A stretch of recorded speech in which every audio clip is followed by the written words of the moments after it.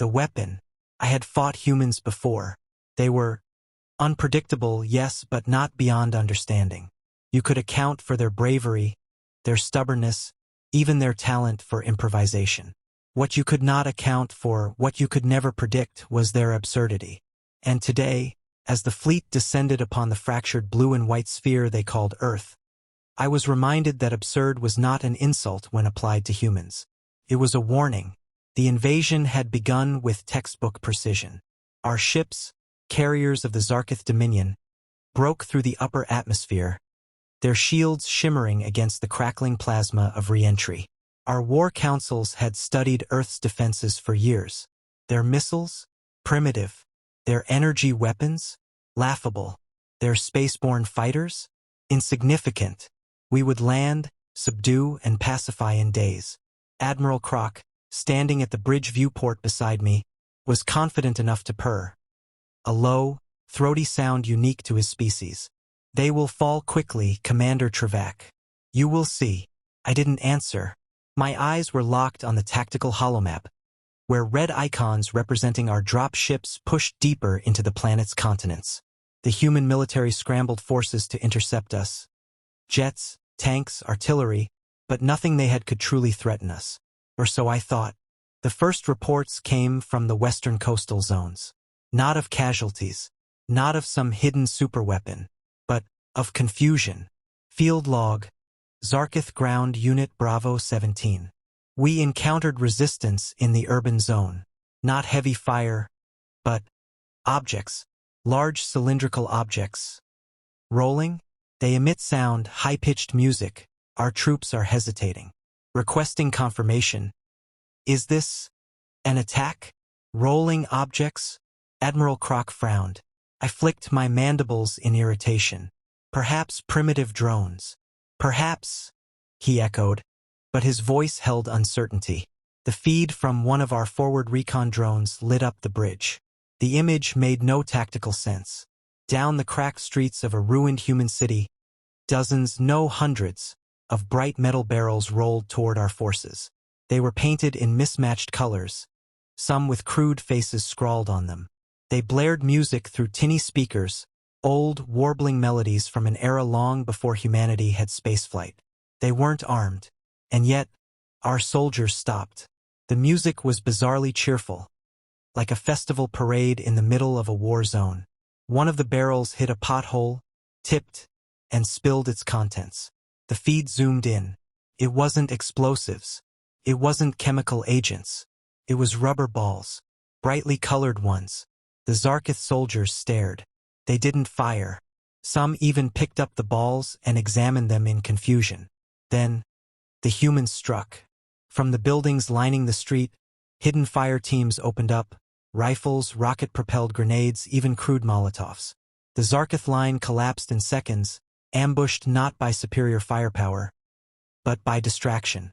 Admiral Croc was silent for a long time after the feed ended. Finally, he hissed, "Primitive psychological warfare. Clever. But it will not work twice." I wasn't so sure. 2 hours later, we had adapted. Ground units received orders. Destroy the barrels on sight. Ignore the music. Maintain formation. But the humans escalated. Now they deployed more absurd contraptions. Large-wheeled carts stacked with cheap plastic toys, speakers blaring conflicting music at ear-splitting volume, drones carrying banners with incomprehensible slogans. The air was filled with the shrill buzz of kazoos. And somehow, it worked. Our troops slowed. Cohesion faltered. Precision broke down. One report still makes my mandibles twitch in disbelief. Field log. Zarkith Unit Charlie 09. We attempted to breach the human barricade. They released what appeared to be inflatable castles, structures that bounce. Our soldiers, some entered them. The humans attacked during the confusion. Losses, 37. It was ridiculous. It was insulting. And it was effective. By the third day, our war council admitted what no Zarkith commander had ever confessed in centuries of conquest. Human nonsense was causing operational failure. I called in an old intelligence officer, Razvek, a wiry, pale-skinned veteran who had studied human culture obsessively. "Explain this," I demanded, replaying footage of Zarkith troops stumbling through a street full of soap bubbles while human snipers took them out. Razvek's eyes gleamed. "It's not about the objects themselves, Commander. It's about the pattern breaking. Humans are masters of exploiting attention. They throw something so absurd, so against the logic of battle, that your mind trips over itself trying to process it. In that moment of hesitation, they strike." I narrowed my eyes. "So their weapon is stupidity?" "Not stupidity," Razvek corrected. "Weaponized unpredictability." The phrase stayed with me. Weaponized unpredictability. That was why our tactical predictions kept failing. Every war simulation assumed rational escalation. Humans didn't escalate rationally. They escalated sideways. If you prepared for fire, they threw water balloons. If you prepared for armor, they sent unarmed clowns walking into your lines. And when you laughed, when you hesitated, they killed you. By day 5, our casualty projections had quadrupled. And yet the War Council refused to retreat. "These are primitives," Admiral Croc snarled. "We will crush them." But I could see the doubt in his eyes. The kind of doubt that grows when you watch an elite strike team routed by, and I quote, "a small dog wearing a cape and carrying a smoke grenade." It was on the 7th day that I finally saw the so-called stupidest weapon for myself. We had pushed into a major human stronghold, a city they called Chicago. Resistance was heavy but breaking. My command skimmer moved through the ruined streets, escorting a column of armored walkers. That's when the humans unleashed it. From around a corner rolled a single contraption. It looked like someone had strapped dozens of leaf blowers together, mounted on a rusted metal frame, and powered it with what appeared to be a car battery duct-taped in place. It roared like a beast, blasting not wind, but clouds of white powder. Not chemical agents, not nanoweapons. Just powder. Flour, maybe. Covered our troops, clung to visors, gummed up weapons. But then came the real effect. The flour mixed with leaking fuel from a destroyed vehicle nearby. And then one human, wearing what I later learned was a novelty chicken costume, tossed a single lit flare. The street erupted in a chain of fireballs. We lost an entire walker column. To that, I will never forget Admiral Croc's face when I reported the event. His voice was low, almost reverent. "They built that?" "Yes," I said, "from scrap and toys. It worked." He stared at the floor for a long time. Then he muttered, almost to himself, "These creatures are not fighting a war. They are playing." And that was when I understood. The first shot. The alien fleet hung in the upper atmosphere like a swarm of dark, silent predators. Their ships were massive, black silhouettes against the bruised purple sky, each bristling with weapons that could reduce an entire continent to molten glass in seconds. From orbit, the commander of the Jatari Armada, Admiral Vrex, watched the surface of Earth with a cold, analytical gaze. His species had conquered worlds far larger and more advanced than this. To him, humanity was just another stubborn infestation to be cleared before the planet's resources could be stripped clean. But there was one thing that troubled him. The humans had not deployed any of the energy cannons, railguns, or planetary shields he expected from a civilization fighting for its survival. No, their response had been something bizarre, incomprehensible, and, frankly, insulting. They had fired a potato. Literally, potato. The first projectile launched from Earth wasn't a glowing plasma sphere or a kinetic tungsten rod. It was a starchy, brown lump of vegetable, hurled from an orbital coil gun that had been cobbled together from a salvaged space station. And it hit. The potato, propelled at a significant fraction of light speed, tore through the armor of a Jatari scout ship like it wasn't even there. It didn't explode, didn't ignite, just passed through, leaving a perfectly clean hole the size of a coin in one side of the hull and out the other. Inside the scout ship, there had been no time to react. The projectile was so fast that it passed through multiple decks before anyone realized they'd been hit. The sudden decompression vented the crew into space, and the craft spiraled into Earth's atmosphere, burning up in a trail of fiery debris. In the human command center, Deep beneath the Rocky Mountains, the mood was mixed. General Halvorsen leaned over the war table, staring at the tactical display. "Tell me I didn't just see what I think I saw." "Oh, you saw it," replied Dr. Riya Banerjee, chief engineer and, apparently, the architect of Earth's latest weapon. Projectile speed, Mach 60. Penetration, complete. Cost per round, about 20 cents. The general rubbed his temples. "Banerjee, I asked for a weapon that could punch through Jatari armor. I didn't think you'd raid a farmer's market." Riya gave a half-smile. "Sir, you said you wanted something they wouldn't see coming. I guarantee you, nobody. Plans for supersonic potatoes."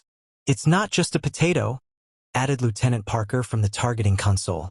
"The starch compresses at impact, and because it's fired at relativistic speeds, it passes right through without dumping its kinetic energy into armor plates. It doesn't explode until inside the ship. They're basically getting shrapnel showers in every deck it passes through." Halvorsen exhaled. "So, you're telling me humanity's newest defense system is agriculture-based?" "Technically, sir," Riya said, straight-faced. "We're using the power of the humble carbohydrate as a mass-accelerated penetrator." In orbit, the Jatari were not amused. Admiral Vrex's voice rumbled over the fleet-wide comms. "Analysis." His chief weapons officer, a tall insectoid named Karlek, chittered nervously. "Projectile mass, negligible. Composition, organic carbon structures with trace minerals. No explosive core detected. Yet, impact velocity and damage pattern are consistent with railgun slugs." Vrex narrowed his eyes. "Are you telling me a primitive food item destroyed one of my ships?" Karlek hesitated. "Yes, Admiral." The silence that followed was suffocating. Then Vrex bared his fangs. "Deploy shields against physical projectiles. And crush their launch site."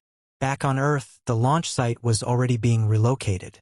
Riya stood on a dusty plateau in the Nevada desert, directing a swarm of automated loader drones as they stacked crates of potatoes into a massive steel cylinder mounted on a crude railgun.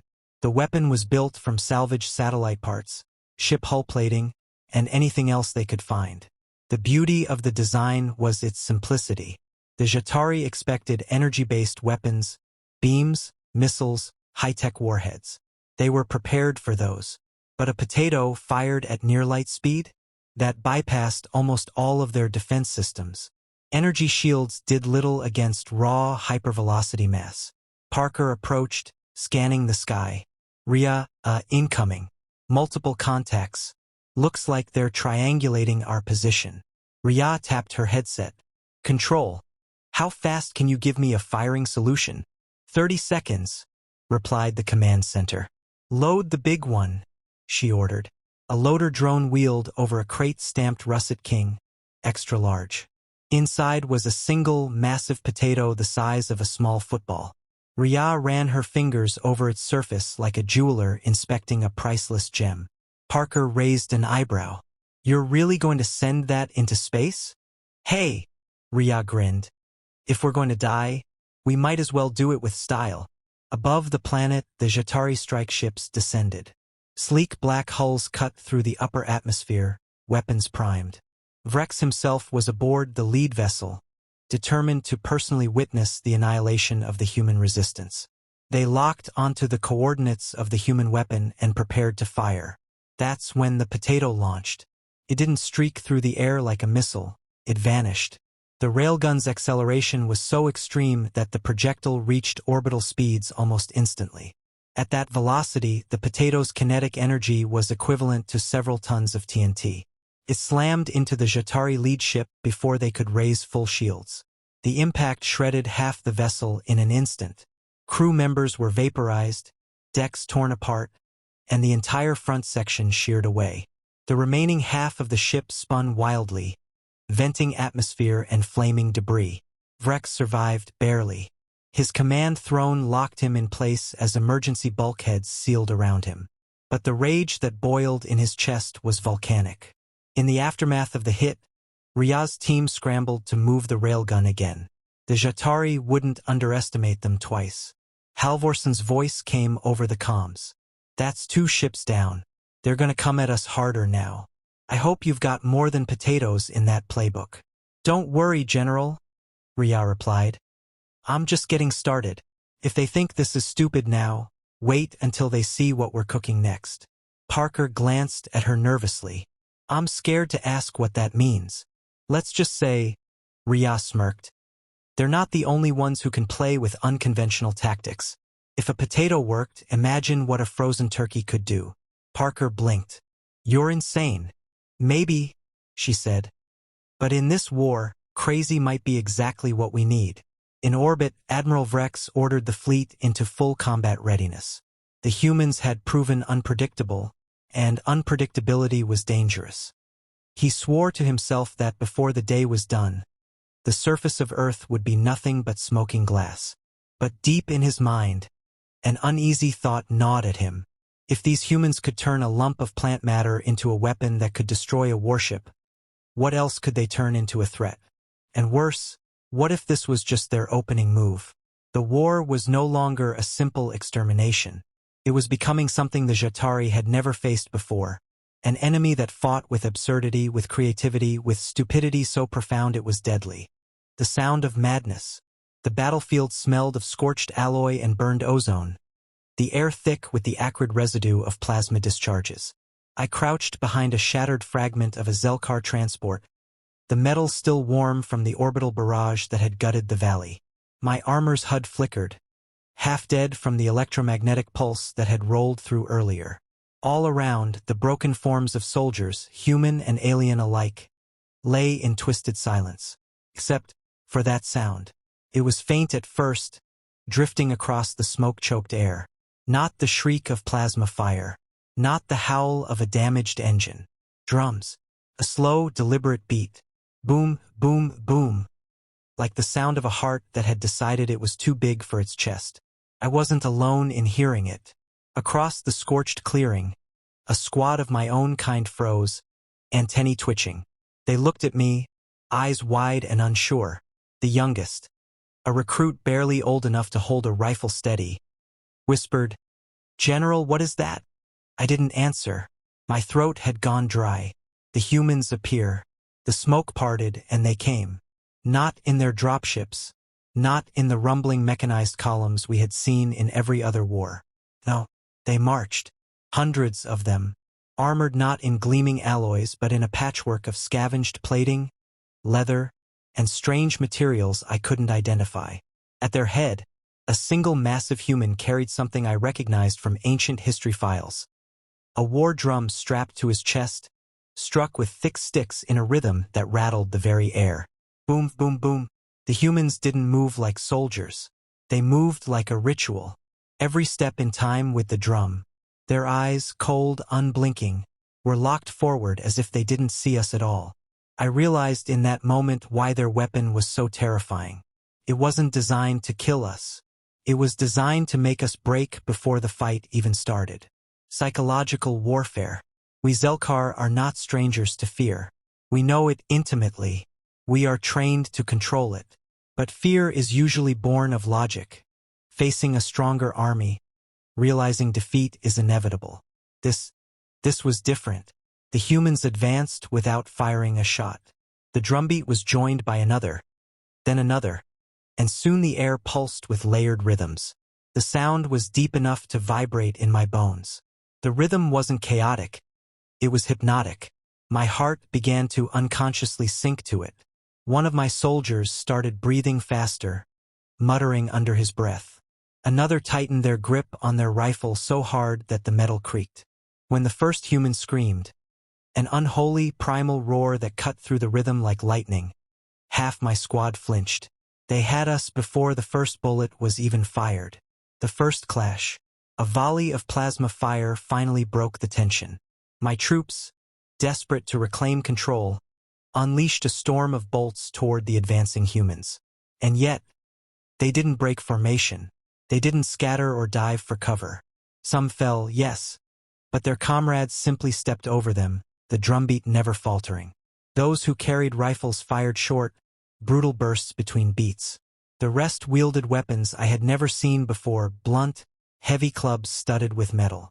Not efficient, not precise, but when they hit, they crushed. We had technology. They had this. And yet, I was watching the finest mechanized unit in our sector being shredded by people wielding sticks and drums. A new threat emerges. In the chaos, I noticed something. The human's weapon wasn't just sound, it was coordination. Every movement, every attack, every reload, all synced to that rhythm. It wasn't random barbarism. It was control. Our targeting systems struggled to predict their movements because there was no conventional formation, only the rhythm. Algorithms failed. Auto-targeting drifted. The humans became ghosts, slipping between firing lanes with almost supernatural timing. And then came the low tone. The lead drummer switched beats, slowing to a deep, resonating pulse that made the very ground tremble. I felt the hairs along my neck stand on end. My armor's status feed flickered again. What in the void? The answer came in the form of explosions. Our minds, the ones we had carefully hidden across the valley, were detonating in sync with the drumbeats. They'd mapped our defenses. They were playing them. The breaking point. By now, half my unit was gone, cut down in brutal melee or blown apart by their own redirected traps. The survivors were scattered, no longer an organized force. I had to make a choice. Retreat or die here. But as I began to pull my troops back, a shadow loomed over the ridge. More humans. Twice as many as before. The sound swelled, drums joined by strange, guttural chanting. It wasn't a language I knew. It might not have been words at all, but it carried weight, a crushing force on the mind. The youngest soldier in my squad broke first, dropping his rifle and fleeing into the smoke. Another followed. Soon, the retreat wasn't strategic, it was a rout. I didn't stop them. The last stand. I remained, not because I believed I could win, but because I had to see this to the end. The humans surrounded the last of our defensive positions, their drumbeats now a chaotic storm. One of them, a tall woman with a jagged scar down her face, approached me. She carried no weapon, just the drum. "You hear it, don't you?" she said in a voice like gravel. I didn't answer. My mandibles were locked tight. She leaned closer. "It's not the drum you fear. It's what it means. We've fought wars with guns, with ships, with bombs. But the stupidest weapon." She tapped the drum. "This is older than all of it. This is the part of you that never evolved past running from the fire in the dark." And then she walked away, leaving me alive. Not as mercy, but as a messenger. Aftermath. When the battle was over, I crawled from the wreckage. My forces were gone. The valley was littered with twisted bodies, alien and human alike. The humans didn't linger. They marched out the way they came, the sound fading into the distance. That sound would haunt me for the rest of my life. Because I realized the truth. Humanity's stupid weapon wasn't stupid at all. It was a tool that bypassed technology, strategy, even logic itself. It went straight for the animal inside us, the part that couldn't help but be afraid. And once they had that, the rest didn't matter.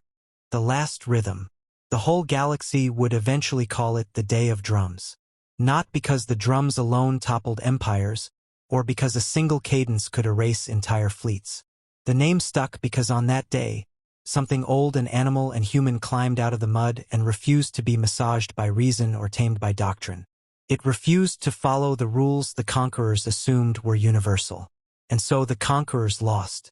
By the time news of the drum tactic reached the upper echelons, the Jatari had already lost 3 entire fleets, and their admirals were 2 days into a string of decisions made under increasing shock and outrage. A dozen lesser species, mercenary houses, petty tyrants, and ex-colonial governors, had already started implementing non-traditional countermeasures. None of them worked. Admiral Vrex sat in his command superstructure like a lair of sleeping predators. He had always taken pride in how tidy victory could be when every variable was measured and accounted for. Chaos was an aberration to be corrected. Now his variables had multiplied into 1,000 small, useless questions. "How do you shield against a sound?" he growled, and no one had an answer. His science councils suggested point defenses tuned to infrasound. His PSYOPs department recommended propaganda and countermusic. His military strategists wanted glassing runs and orbital bombardment until the planet resembled a corpse the microbes couldn't animate. Vrex implemented everything. He ordered decoy strikes, he flooded the skies with drones, and he sank cities into fire. The humans laughed. They adapted. They adapted with what they had: rhythm, whimsy, and, if the reports were to be believed, an endless supply of silly costumes. Earth changed too. No longer merely barricaded and waiting to be crushed, it became an open experiment in improvisation. Pieces of the world that had once been ignored, circus trains, marching bands, orphanage musicals, kitsch artisans, suddenly became strategic assets. Engineers worked with clowns. Drummers consulted tacticians. A fleet of strawberry cake cyclists with hand-mounted smoke emitters and blinding flashpots formed a mobile screen that intercepted orbital scans for minutes at a time. When the Jatari tried to drop sensor buoys, the buoys rolled ashore into sequined parade floats and were caught up in the festooned parade, rendered useless by context. When the Dominion used psionic probes, they found nothing but 1,000 overlapping beats, chants, and children's rhymes. The probes overloaded on paradox, signals that were both threat and lullaby. All of it was stupid, yes. All of it was magnificently, strategically nonsensical. The great turning point arrived at Solace Ridge. The Jatari had mobilized everything they had left. 3 dreadnoughts, 6 support cruisers, dozens of frigates, the kind of force that had once cleared a world in hours. They came with glassing arrays, with puncture beams, with pulse mines designed to erase coastal megacities. The humans came with drums. Not a handful, not a regiment. 10,000 people marched to Solace Ridge.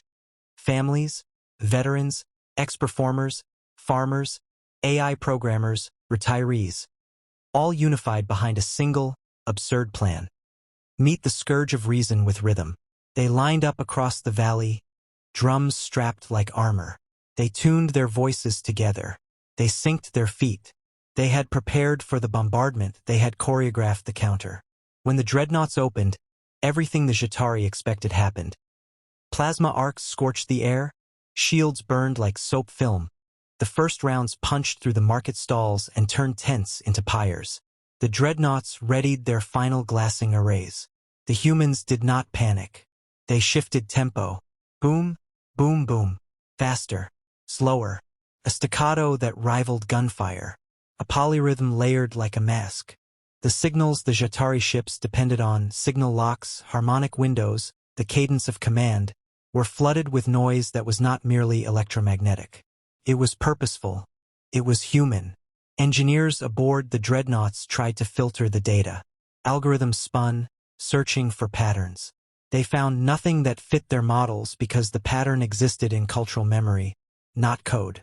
Within the ships, soldiers found their visors fogging not from smoke but from a new sensation, an involuntary echo of heartbeat. They felt tired.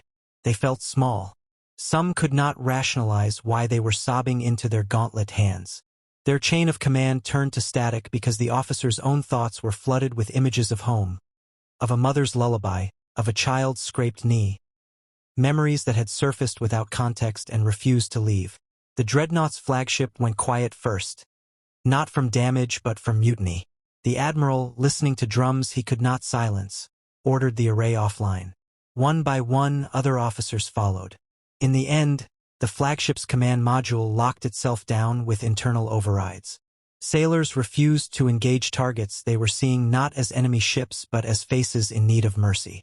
After Solace Ridge, the Jatari withdrew to lick wounds.